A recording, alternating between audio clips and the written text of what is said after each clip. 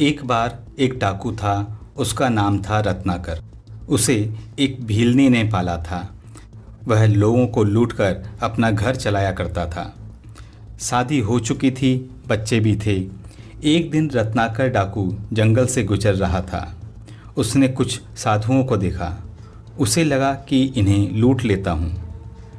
जब वो साधुओं के पास पहुँचा तो साधुओं के पास कुछ भी कीमती सामान नहीं था। रत्नाकर ने सोचा, इन साधुओं की हत्या ही कर देता हूँ। वो साधुओं को मारने के लिए आगे बढ़ा तो एक साधु ने उनसे पूछा, तुम ये पाप कर्म किस लिए करते हो? रत्नाकर ने कहा, अपनी पत्नी और संतान का पेट पालने के लिए। साधुओं ने फिर पूछा, इस पाप का मृत्यु के बाद या भविष्य में तुम्हें जो दंड भोगना पड़ेगा, क्या उसमें तुम्हारा परिवार तुम्हारा साथ देगा? रत्नाकर ने कहा, पता नहीं।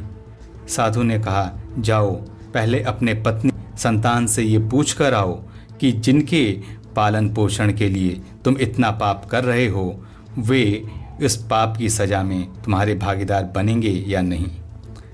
रत्नाकर ने कुछ विचार किया और फिर अपने परिवार के पास चल पड़ा। उसने घर पहुंचकर अपनी पत्नी और बच्चों से पूछा, जो पाप किए हैं क्या वे उसमें भागीदार बनेंगे या नहीं?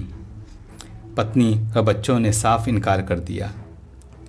उन्होंने जवाब दिया, ये पाप तो आपके हैं, आप कर रहे हैं, इसमें हम क्यों भागीदार बने? ये पालन पोषण आपकी जिम्मेदारी है, लेकिन हम में से किसी ने आपसे ये तो नहीं कहा कि आप लूटपाट करें, हत्या करें और इससे धन कमाएं। रत्नाकर जवाब सुनकर फिर साधुओं के पास लौट आया। उसने सारी बात बताई।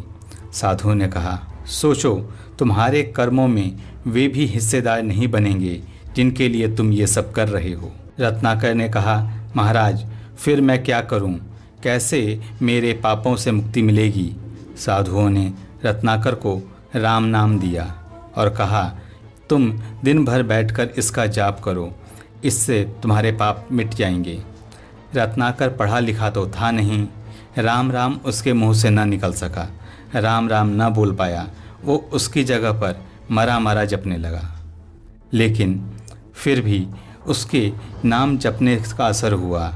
3 बार मरा मरा बोलने से 2 बार राम राम का उच्चारण हो गया और आगे चलकर ये रत्नाकर आदि कवि वाल्मीकि बने, जिन्होंने रामायण लिखी। मित्रों, ये कैसी विडंबना है कि वाल्मीकि मरा मरा कहकर राम तक पहुंच गए और हम राम राम कहकर भी राम तक नहीं पहुंच पा रहे। हमें संत महात्मा ज्ञानी जनों की सलाह मान लेनी चाहिए, इससे कल्याण ही होता है। रत्नाकर ने साधुओं की सलाह मानी और अपने परिवार से पूछने चला गया, इससे उसके पाप में कोई भागीदार बनेगा या नहीं। इस सलाह ने उसके पूरा जीवन